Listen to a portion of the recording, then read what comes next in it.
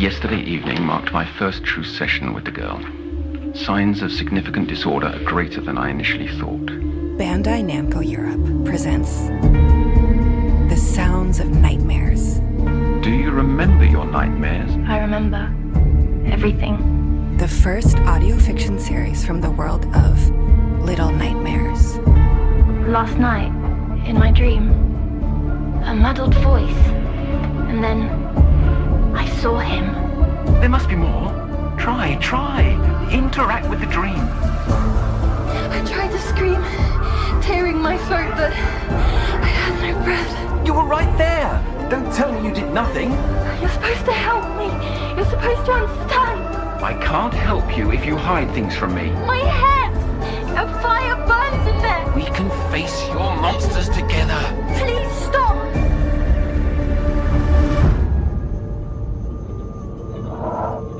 Go back to sleep, little one. The answers might be in your dreams. No! Subscribe and listen for free on all podcast platforms.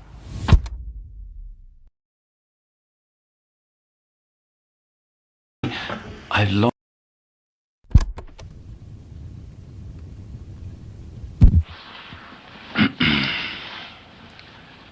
Yesterday evening marked my first true session with the girl.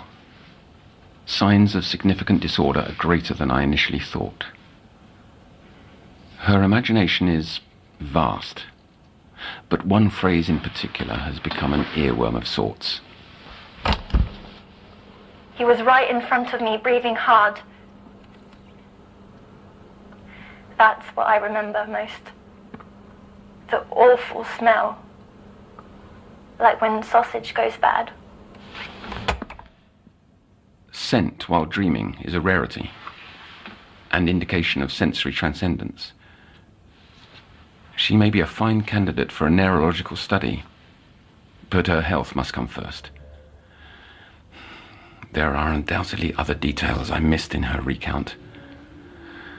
From the top, then. Sleep be damned tonight.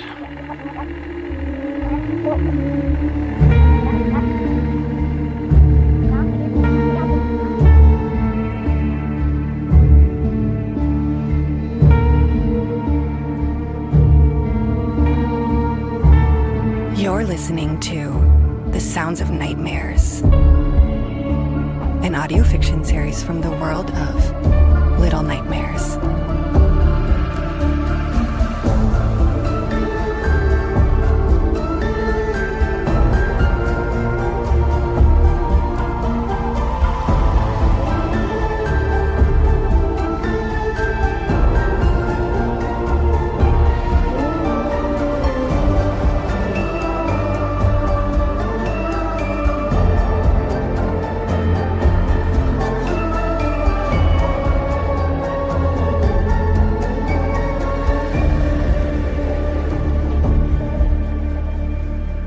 Chapter 1. The Workers in the Walls.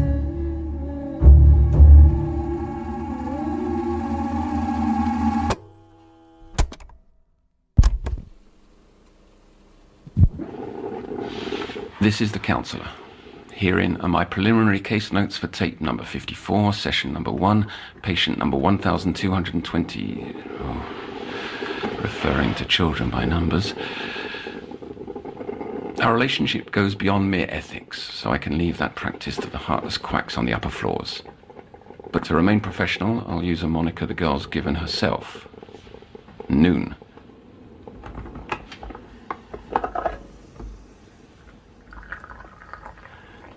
Noone has been in CPI care for a fortnight. Given her rather remarkable medical history, her mental state seems relatively unremarkable. She finds herself in my ward due to worsening, though not recurring, nightly afflictions. Parasomnia isn't uncommon among patients. Not to imply she's unworthy of treatment, only that there are others worse off.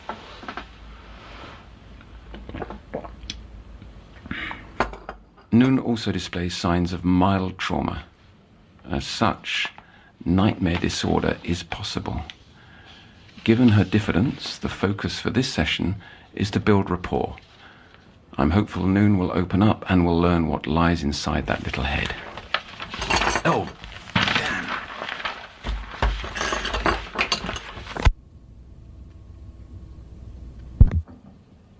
Take the big chair, Noone. Sit, lie, saddle it like a horse, whatever you please.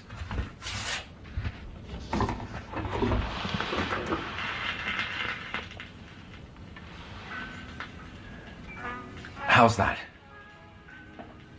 Fine, I guess. That look on your face says there's more on your mind. It's like the music I used to hear through the walls. In our old apartment, before we moved into the fancy house. Would you like to talk about that? Your old apartment? No, Counsellor. All right. An easier question to start. How are you feeling today? Bit sad. For any reason in particular? The red flower Mum and Dad left. It went all wrinkled. I tried lifting a petal and it broke off. But then I saw why. Little crawlies. Everywhere underneath the dirt. Aphids. How unpleasant. Must be hard, here all alone. That wasn't just the flower to you, was it? No, Counsellor. Your parents only want you to feel like you again. And we'll see to that. One day at a time.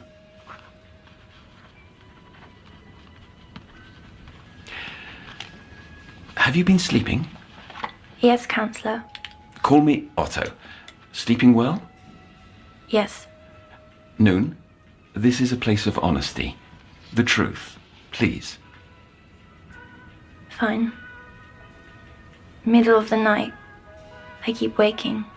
And are you perspiring? Sweating? Oh, yes. And my heart beats like there's a pecking bird in my chest. Did these nightmares coincide with the onset of your sickness? No, only after. And do you remember your nightmares, or do they disappear come morning? I remember. Everything.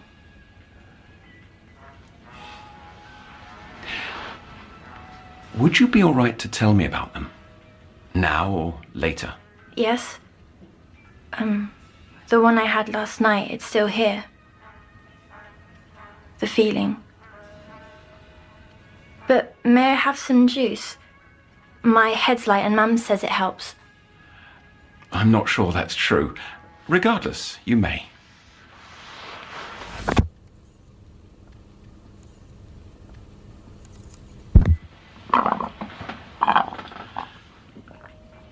I see you eyeing my painting. I've had it since I was a boy. The Zahir's Gaze, it's titled. Why is it so blurry?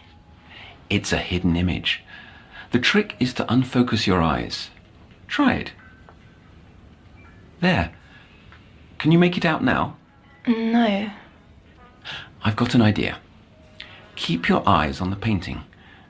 Let your mind wander. Meanwhile, you can tell me your dream, if you've finished your juice. I have. From the beginning, then.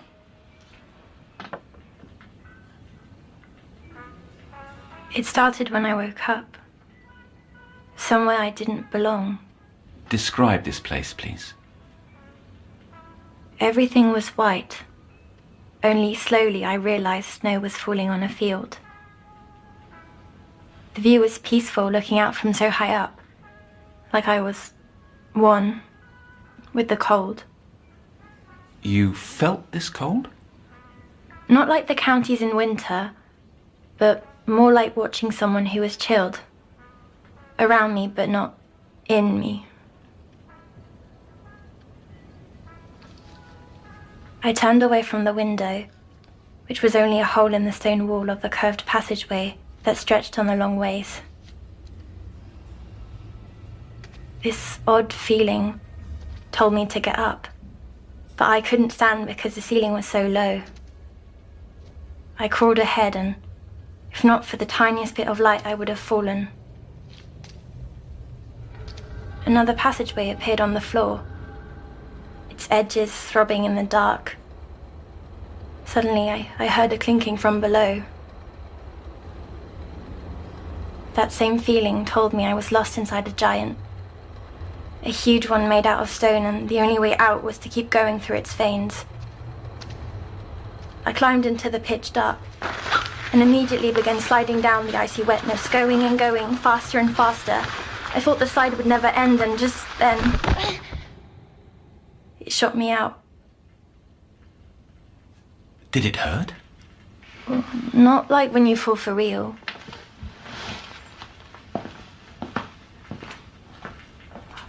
I can see what it is now. The painting. A tiger and 2 moons. That's not quite right.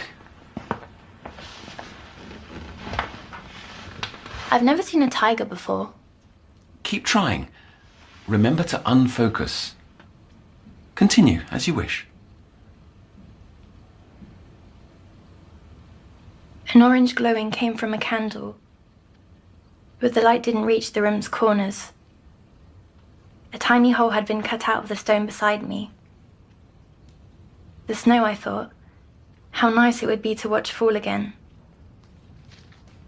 I looked through, but there was no snow. Only a room brimming with glass jars.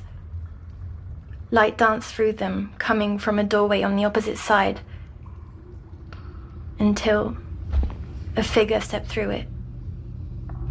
This huge man wore a long coat and fishing hat. His face kind of dripped as he watched me. Then he was gone. Or he wasn't. I can't remember. It's the only thing I can't remember. Could it have been someone you know? Your father, perhaps? No, this man doesn't belong to our world. I don't quite follow. That's just the feeling he gave. You keep mentioning this feeling. Can you try to explain? You can't understand. Not unless you were there. You just can't. It's all right, Noone. We don't have to talk about him. Relax. Breathe.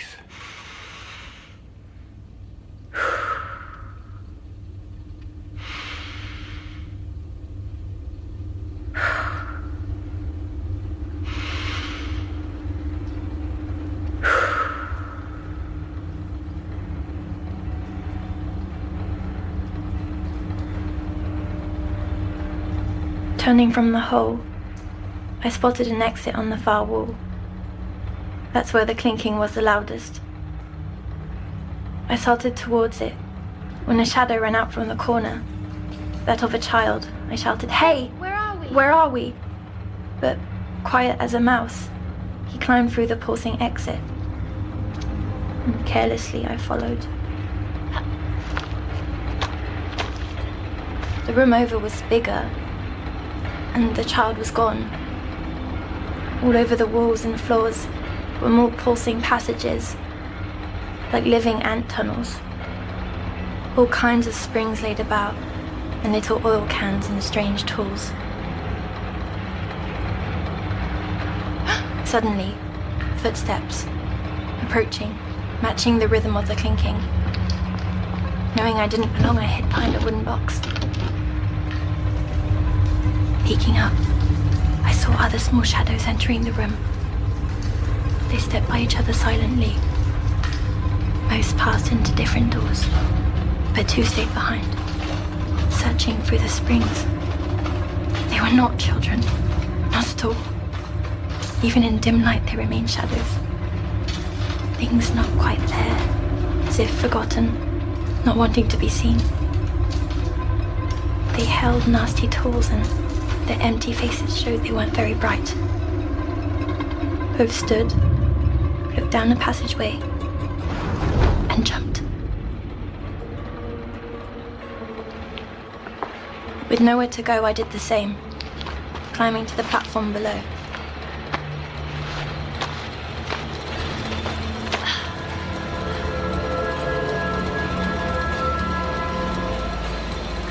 finally saw was making all that noise. Golden spinning wheels. Fat ones, small ones, skinny ones, and they went down so deep I couldn't see the end. I didn't know what they were until that faraway feeling came back and told me. They were gears, with teeth which locked perfectly into one another, clicking on and on the song that never stopped. There were hundred of the dull little shadows, working to keep the mechanisms going. I felt, without their doing, the gears would surely stop, and the giant would break apart stone by stone. But as I leaned over the edge, distracted, my foot must have knocked a wrench.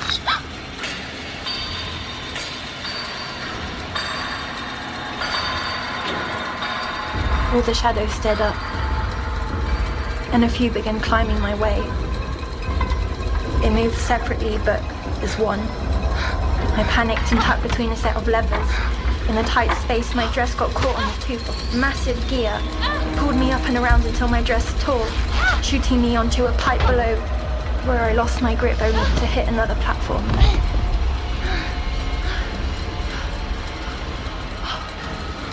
The shadows stopped chasing me, working again as they yanked at the piece of my dress, now stuck between two gears, causing all the others to slow.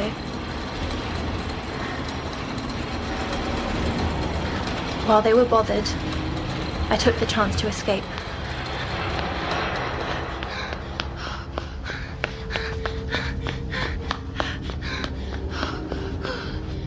The wall in front of me went down and around, forever and ever, along with the mechanisms. I grabbed onto a rod, sliding on, when a big creak groaned above, and the gears went right back to singing their song.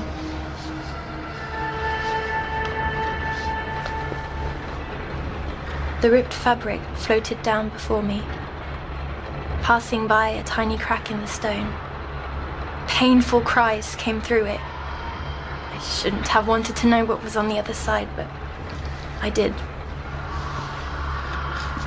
A small room with chains covering the floor, and 3 identical nun-like dresses, freshly pressed, hanging by a bed. Then, the chains jangled, and my heart stopped. A frail body slumped against the wall, a chain round his neck. He was right in front of me, breathing hard. That's what I remember most. The awful smell. Like when sausage goes bad. Hold on a minute, Noone. You distinctly smelt his breath? Not his breath. Him. So rotten it still stings my nose now. How certain are you? You told me to tell the truth, no? I am. Do you still want to hear the rest of my nightmare? Otto? Oh, apologies. My mind was divided, and that's not fair to you. Anyways. Looking through that crack, I realized something. I was inside the walls, like a rat. On the other side was an entire world. And everything got worse from there.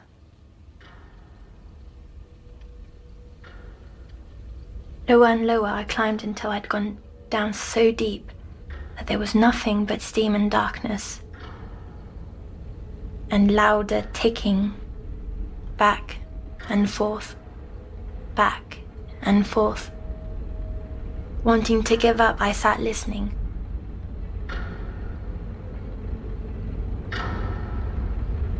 I'd nearly fallen asleep when suddenly a small shape crawled out from inside the wall below. Another worker came for me, I thought. But when they looked up, I saw their eyes. A child, for certain this time. And their hair was covered in goo, which made it hard to tell if they were a boy or a girl. Still, I climbed down, full of energy. Nearly the amount I used to have. We stood in silence, a moment. Stuck in their hair was black liquid moving like smoke. "What's in your..." I started, but they put a hand over my mouth. Not until they pointed at the wall did I understand why. Yet another crack led to yet another chamber. It was a hideous workshop. All around were half-made projects built from wood and metal with all kinds of straps and cranks. Their shapes made my chest tighten. A collection masks was on the shelves with screws and spikes on them, positioned to fit perfectly into a mouth. A tall woman bent over a new project, wearing a familiar dress. Long, heavy chains coming out under its tail. She moaned, enjoying herself. I could feel she'd been at it for hours. Her presence alone told that she was the keeper of the stone giant, of the world beyond the walls.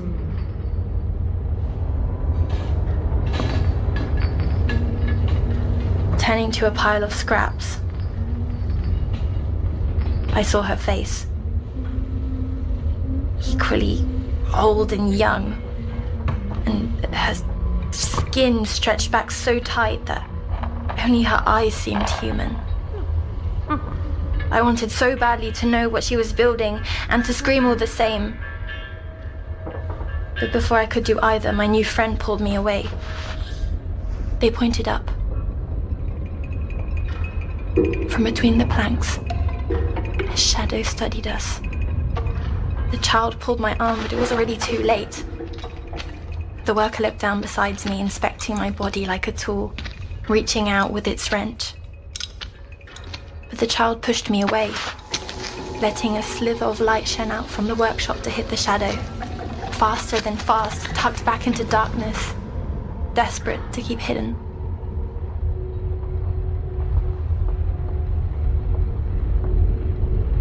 Noone, why have you stopped? I'm thinking. The next bit is hard to describe. The nightmare, it shifted. Steam reached around us, and we came to a place at the bottom of the gears, between the walls.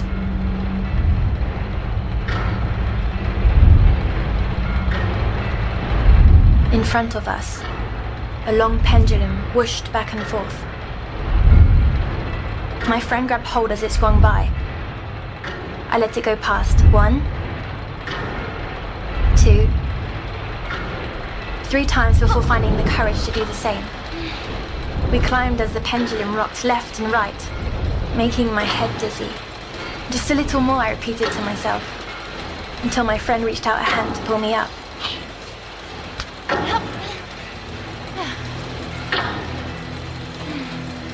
We'd made it. Finally, the center of the clock. The room was round with a spiral staircase, and the machine made of little metallic fingers, tapping a violent rhythm. The ceiling was a white clock face, but all the numbers were wrong. We immediately ran up the stairs, and at the top, we stepped out into a courtyard.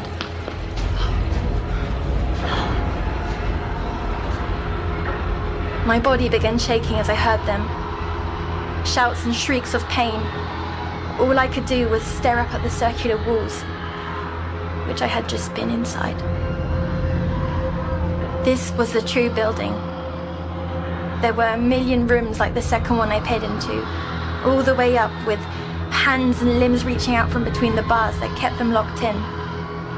My heart pounded like one of them. A prisoner trying to get free. I shouted, "Wait, please." But my friend was across the courtyard. Then, a jingling. The tall woman jumped down from above, and with thumping steps, she went after my friend. A chain leapt out beneath her dress, like a snake. It caught their leg, and the woman dragged the child through the snow, kicking and yelling. My friend, scared to tears, yelled for help, and the woman spotted me. She began plodding my way, and fear froze my feet, getting closer and closer, and all I could think was, who brought me here, and why was I made to know these secrets? With skin so tight, her mouth opened only a sliver, with blackened teeth inside, hungry for something. Something that swelled inside me. Then I woke up. That's awful, Noone. I'm sorry. The woman in particular sounds disturbing. Yes, but she didn't scare me most. Not after I woke up. It was the workers. Because they were mindless? No, because they were hidden. Nobody knew they existed. That's how I feel sometimes. Since getting the water sickness, as if things are in my body, but instead of making me tick, they're killing me, like the bugs in the flower pot. Oh, I can feel them in my head. Noone, listen to me. I'll do everything within the limits of my command to help you. But there's nothing bad inside you. Nothing. All right. I have one more question, and then I think it's enough for your first day, okay? Okay. Noone, have you ever heard of mutual dreaming? Mutual dreaming? Sharing the experience with another person. How could what's in my head be in someone else's head? And who would I share it with?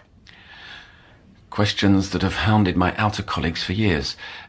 Your perception of temperature and smell while dreaming is sometimes thought to be an indicator of this transpersonal phenomenon. While I'm not convinced of its ontological validity, I've longed to study a case like yours. Unfortunately, I've only known one other person to exhibit this faculty. Years ago... Who? Were they like me? My beloved Cece. And not quite. In any case, my ambitions fell off. I lost sight of many things. But you've stimulated a part of me nearly forgotten. Oh. I think I see it now. Otto. Yes, that's right.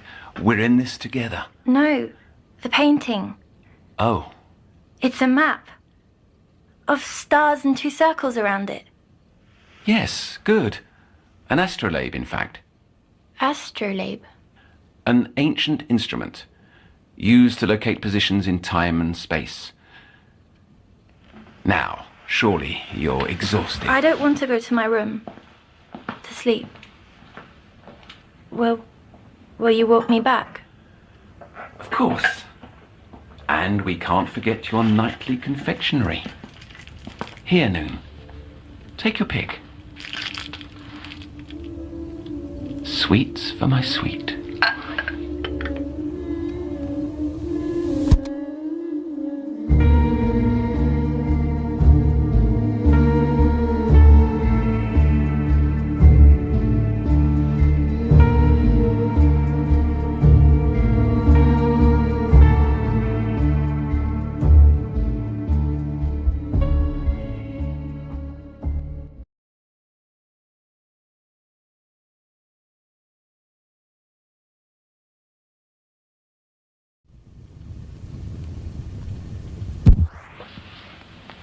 During our fourth session, developments in Noone's case unearthed echoes of past failures. The girl recalled a familiar figure. The candleman stood before me, on the rooftop, He wore a long, filthy jacket. His presence. It reminded me of when the tide goes out. An uncanny sense of déjà vu. For Noone has seemingly encountered my Cece's ferryman. I thought him lost forever. Yet, if true, he's somehow found a way back to where he began. And who is he? Some deranged bedlamite? A mutual dreaming savant? Invading the nightmares of innocence? It seems absurd. All I know for certain is that I must dig deeper.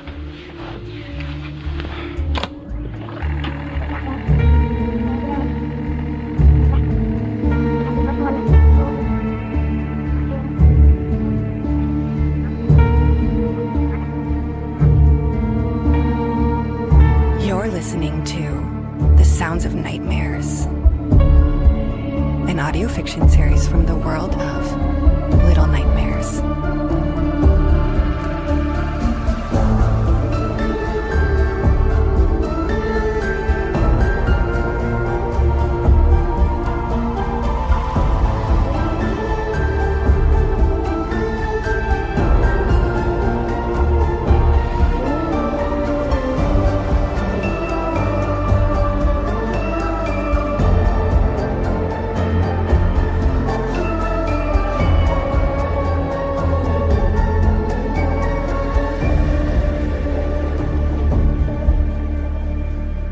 Chapter 2. A Penance at the Bathhouse.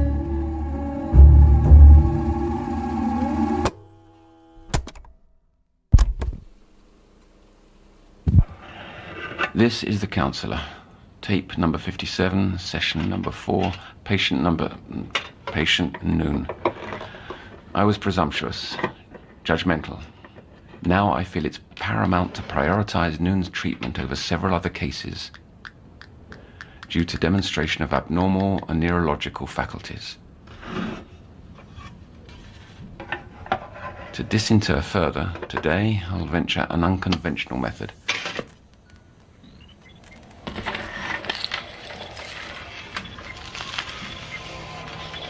Admittedly dated, but this device should help attain further clarity.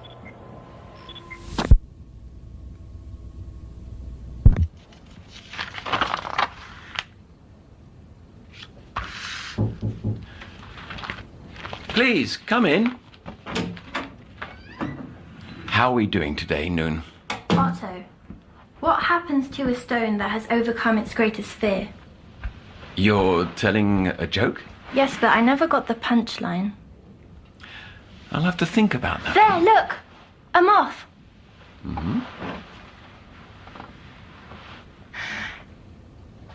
We went on vacation once, under my doctor's advice. Swarms of moths gathered round that balcony each night. They fascinated me, their little ways, how they just existed.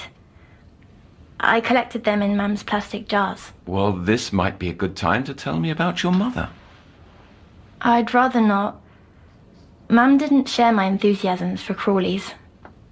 But moths were my favourite, drawn to lie under some kind of spell.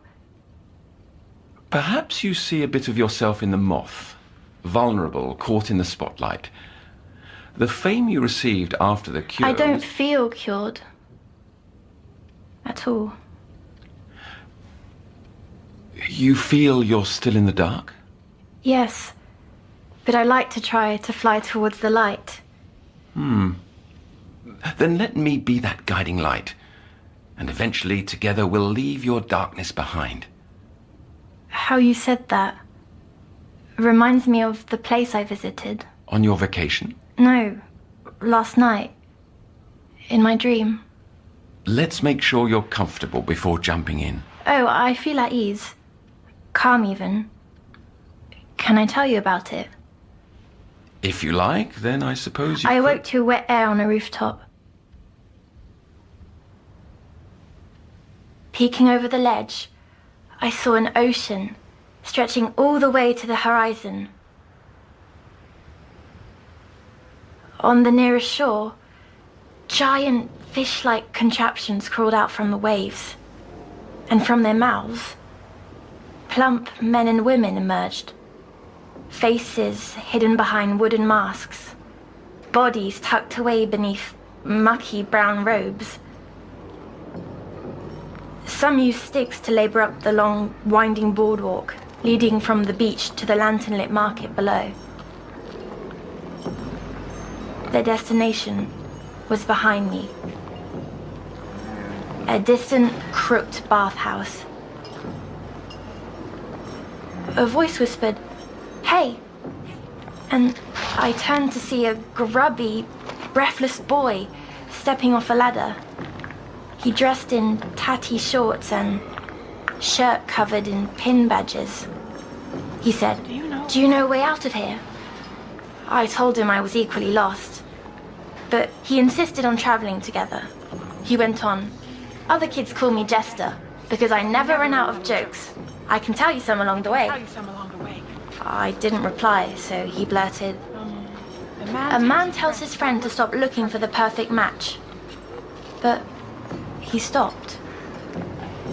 I could tell he realized that parts of him were missing, as if just being here was changing him. I realized something too. My headache was gone. Jester yelled out, "Oh, he tells him to use a lighter." Then this boy was the impetus for your joke. You met a child in your nightmare prior, but this one sounds far more normal. He looked like the kids from school, only kinder. The ones at school teased me. Well, until I fell ill. After the water sickness, the same children who made me dread walking through those rotten gates began sucking up. But I've always been the same me. Funny. I feel less me now than before. Children can be cruel. I had my share of tormentors in adolescence. Really? It's regrettably common. Tell me what happened next. Jester pulled my arm. "Look," he said, pointing me to long planks of wood laid out like bridges between the rooftops. Other children had travelled this path before. Other children? The walkways had been placed there. They were too narrow for those swollen adults below. It must have been other children. And Jester, he was real too. I felt his presence, just as I feel yours here in this room. Could that be the dream sharing you spoke of? Let's not leap to assumptions. Go on. The planks? We carefully walked each one, building to building. Below, the masked figures continued their walk too. Every now and then, a traveller would leave their place in line to take goods from the many merchants who'd offered all manner of soaps and perfumes. Their flowery smells mixed with the fishy stench pouring from the chimneys of the bathhouse.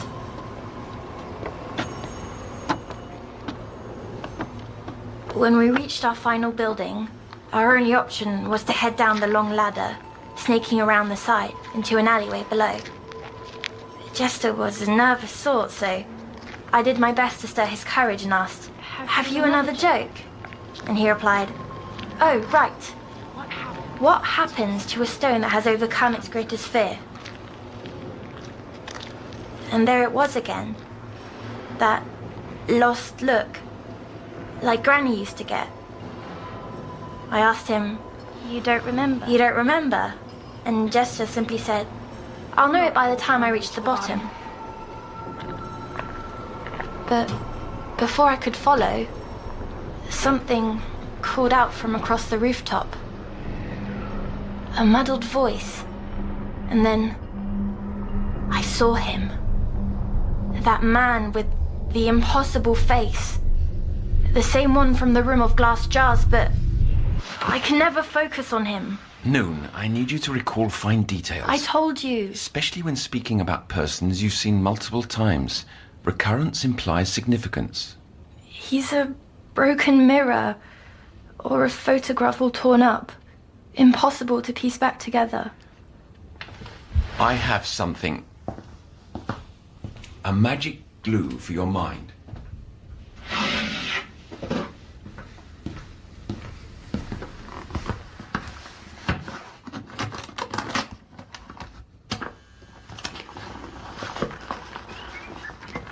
I don't want to wear that. You must.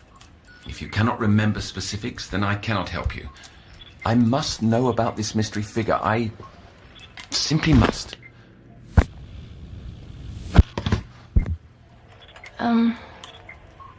All right then.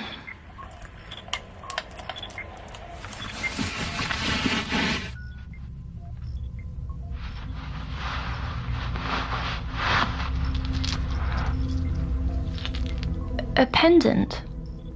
This belonged to someone very important. Gazing into its spiral always gave me relief. I found it can be used to offer my patients that same relief through hypnotherapy, which will help you remember this, The Candleman. It's my name for him.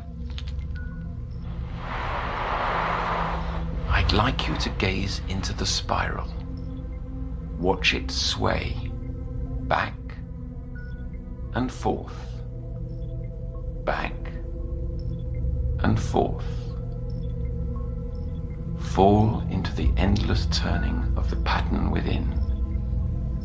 And as you drift away, drift back into dreaming. Drift into a world coming clearer. Yes, I see. Then tell me of the Candleman.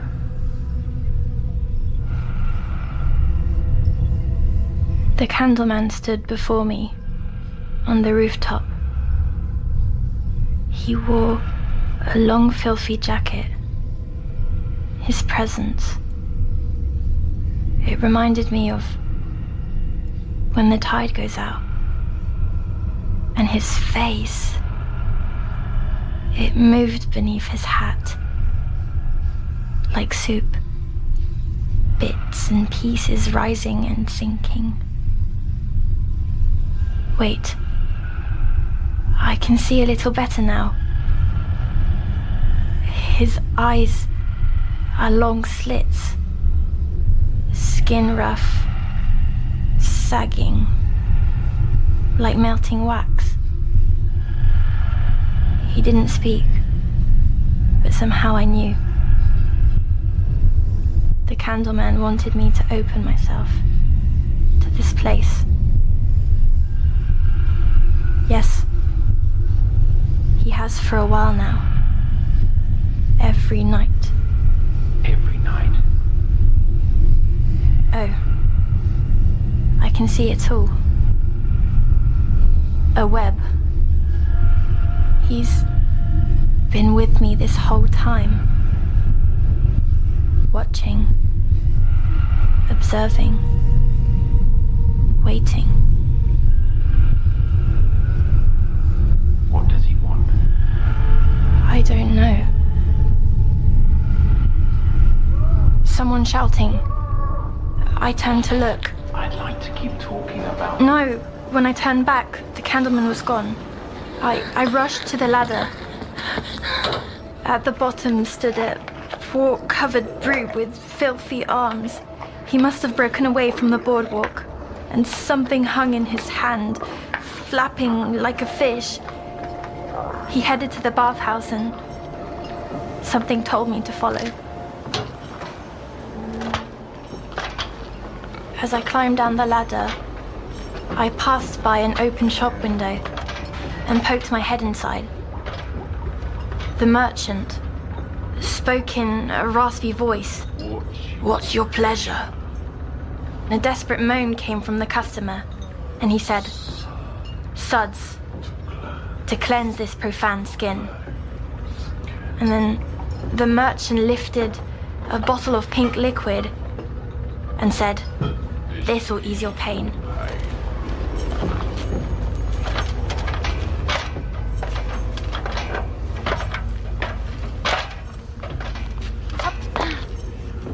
At the bottom of the ladder, Jester wasn't there, so I set off, making my way through the overgrowth that had eaten up the land around the bathhouse, until I reached some vines crawling up a fogged window.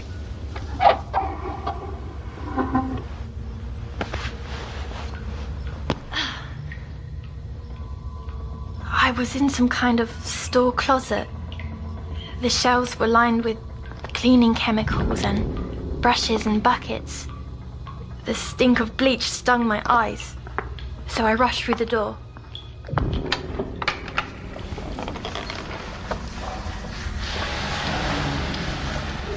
A room with shallow pools, and the same polluted taste in the air as the stream by our apartment. The water parasite preoccupation. Something lives on, even after the cure, pinching my skin, pulling my organs. My head's like cracked pavement, and my scalp is itchy, so itchy. Ugh. Enough scratching.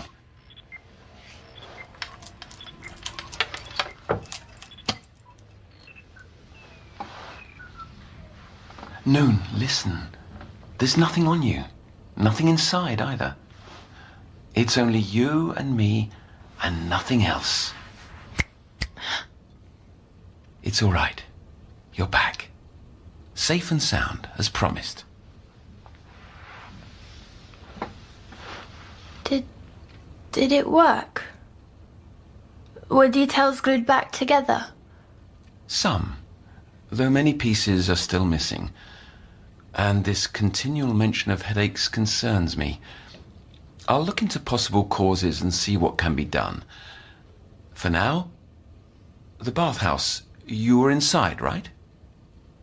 Yes, and there was steam hung in the air, making it hard to see anything but shapes. The shapes of bathers, unrobed and unmasked. Some lathered away, some crouched in the water, others huffed the sauna steam. The biggest sat scrubbing himself with something that appeared alive.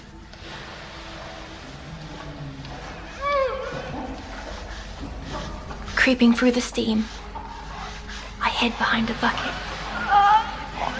The big one was before me, barely resembling a human. His body was raw and brown. He rapidly repeated, "Divide the ground from the divine," over and over. I suddenly realized who the creature was scrubbing with. It was poor Jester, sobbing and thrashing for his life.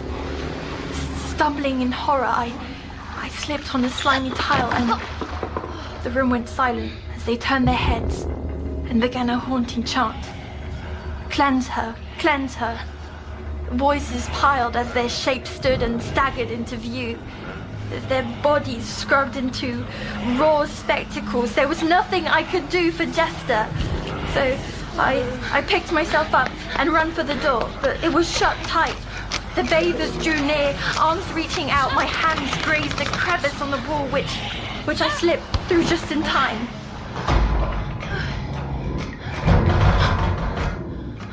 There I stood in the storeroom, once more. The window was open, my one chance to escape. I climbed the shelves, avoiding the jars and containers that filled the room with chemical stink.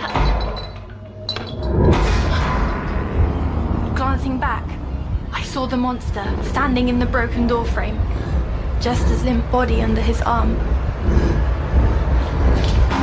His wart-covered hand reached up, grabbing my leg, violently pulling me away. and all I could do was reach and hope. My hands grasped a jar full of white liquid, and as he ripped me down, the jar followed.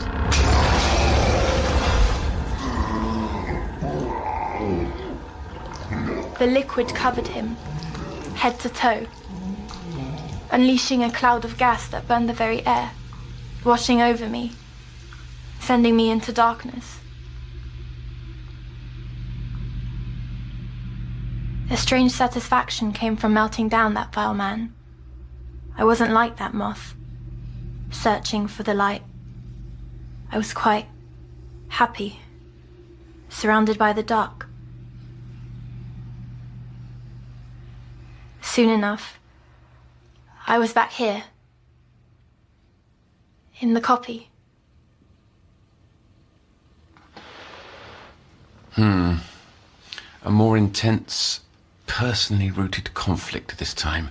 A desire to be clean, perhaps to wash away memories of invasive experience that your anxiety is fixated on. Yet, what bemuses me is your insistence on actuality, claiming material presence of others and environment. But didn't you say I could be sharing dreams? Yes, but that's a different phenomenon. We must prescribe further research. I will need to begin nightly tests and observations to aid in reaching differential diagnosis. Experiments? Do we have to, Otto? They'll help you feel better, and that's what you want, isn't it? Well, yes. Of all things, it's the sound of Mum saying, "Night" I miss most.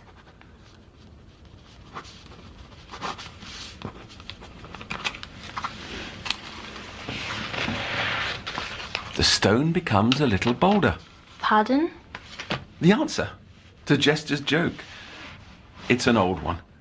The stone becomes a little bolder. Now, before you pop off to bed, pick out another colourful delight for being such a good girl. Sweets for my sweet.